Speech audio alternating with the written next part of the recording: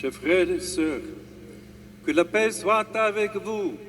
Et avec votre esprit. La paix du Christ, dont la présence éclaire notre chemin et apaise les tempêtes de la vie. Nous célébrons cette messe au terme de ma visite au Cameroun. Et je vous suis très reconnaissant pour la façon dont vous m'avez accueilli et pour les moments de joie et de foi que nous avons vécu ensemble. Comme nous l'avons entendu dans l'Évangile, la foi ne nous épargne pas les tumultes et les tribulations. Et il peut sembler à certains moments que la peur l'emporte. Mais nous savons que même dans ces moments-là, Jésus ne nous abandonne pas, comme pour les disciples sur la mer de Galilée. 3 évangélistes racontent l'épisode que nous avons entendu, chacun à sa manière, avec un message différent en fonction des lecteurs auxquels il s'adresse. Saint Marc présente le Seigneur qui rejoint les disciples alors qu'ils appellent à ramer à cause du vent contraire qui s'apaise dès qu'ils montent avec eux dans la barque. Saint Matthieu ajoute un détail. Pierre vous rejoindre le maître en marchant sur le flot. Mais une fois descendu de la barque, il se laisse submerger par la peur et commence à s'enfoncer.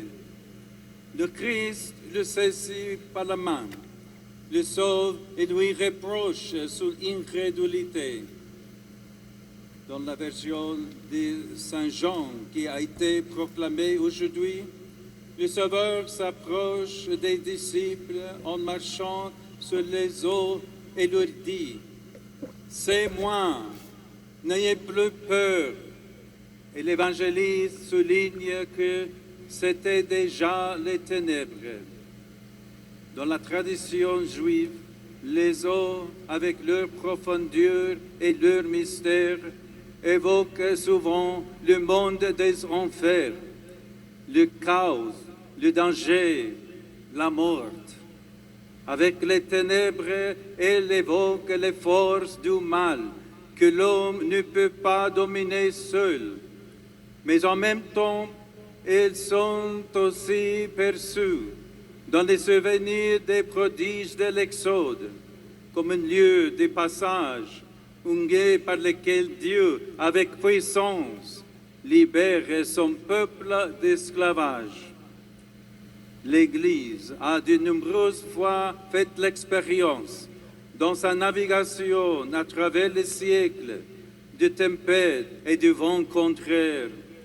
Et nous aussi, nous pouvons nous identifier aux sentiments de peur et de doute éprouvés par les disciples au cours de la traversée du lac de Tibériade. C'est ce que nous ressentons dans les moments où nous avons l'impression de nous enfoncer, submergés par des forces adverses, quand tout semble sombre et que nous nous sentons seuls et fragiles. Mais il n'en est pas ainsi. Jésus est avec nous, toujours plus fort que toute puissance du mal. Il nous rejoint dans chaque tempête et nous redit « Je suis là avec toi, n'aie pas peur ». C'est pourquoi nous nous relevons après chaque chute et nous ne nous laissons arrêter par aucune tempête. Nous allons de l'avant avec courage et confiance, toujours. Et c'est grâce à lui que, comme le disait le pape François, beaucoup d'hommes et de femmes honorent notre peuple, honorent notre Église, forts pour faire progresser leur vie, leur famille, leur travail, leur foi. Jésus se fait proche de nous. Il n'apaise pas immédiatement les tempêtes, mais il nous rejoint au milieu des dangers. Et il nous invite, dans les joies comme dans les peines, à rester ensemble, solidaires, comme les disciples dans la même barque, à ne pas regarder de loin ceux qui souffrent, mais à nous rapprocher d'eux, à nous serrer les uns contre les autres.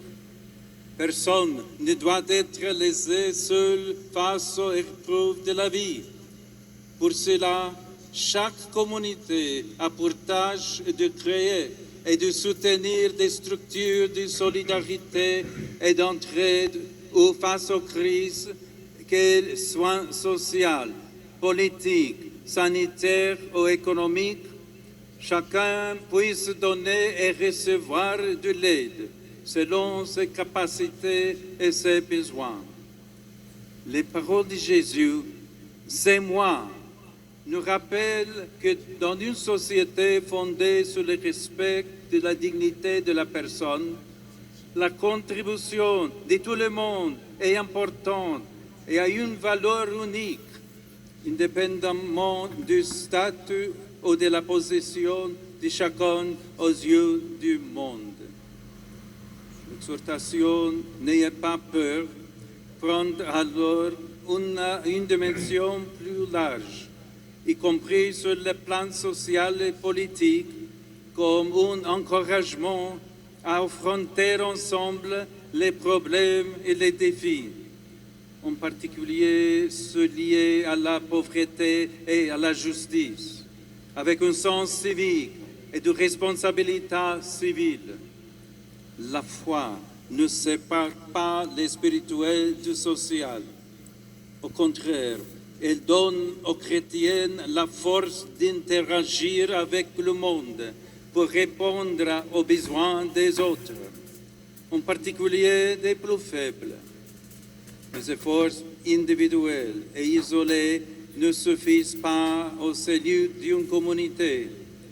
Une décision commune est nécessaire qui intègre la dimension spirituelle et éthique de l'Évangile au cœur des institutions et des structures, en faisant de celui-ci des instruments pour le bien commun et non des lieux d'intérêt, du conflit ou les théâtres des luttes stériles. La première lecture en parle, dans laquelle nous voyons comment l'Église affronte sa première crise de croissance. L'augmentation rapide du nombre de disciples pose à la communauté de nouveaux défis dans l'exercice de la charité, auxquels les apôtres ne parviennent plus à répondre seuls.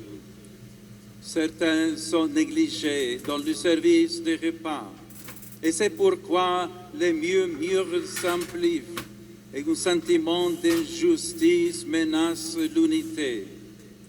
Le service quotidien aux pauvres était une pratique essentielle dans l'Église primitive.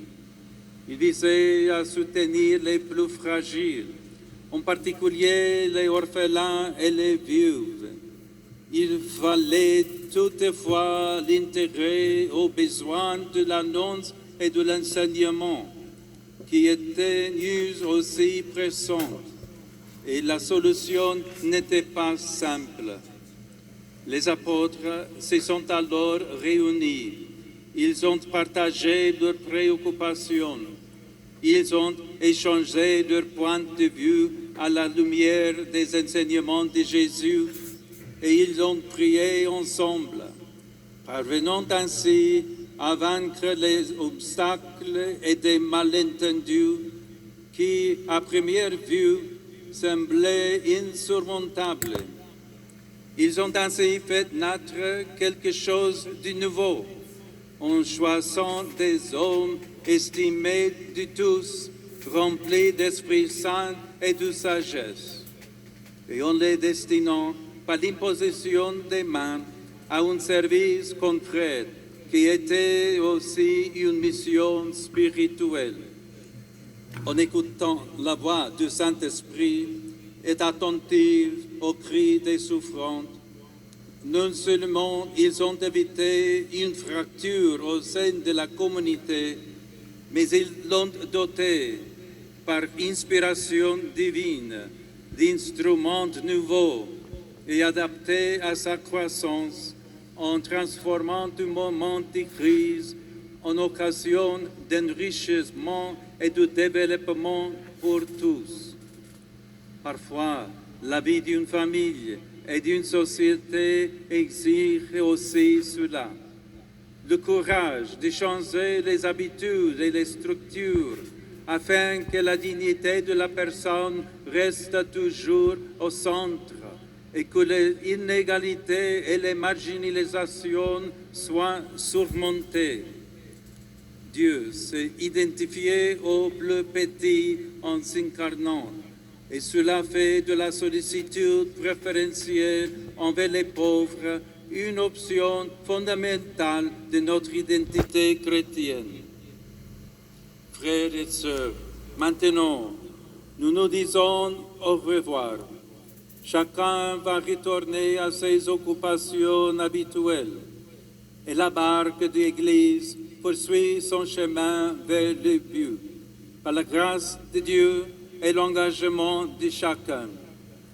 Gardons vivant dans nos cœurs le souvenir des beaux moments que nous avons vécus ensemble.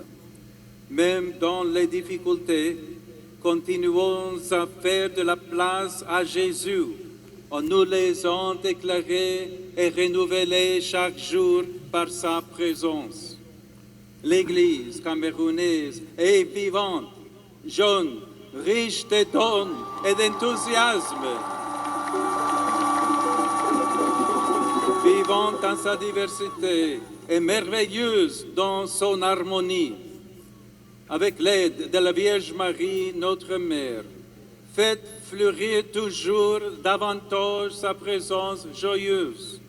Faites même des vents contraires qui ne manquent jamais dans la vie, des occasions de croissance dans le service joyeux de Dieu et des frères, dans le partage, l'écoute, la prière et le désir de grandir ensemble.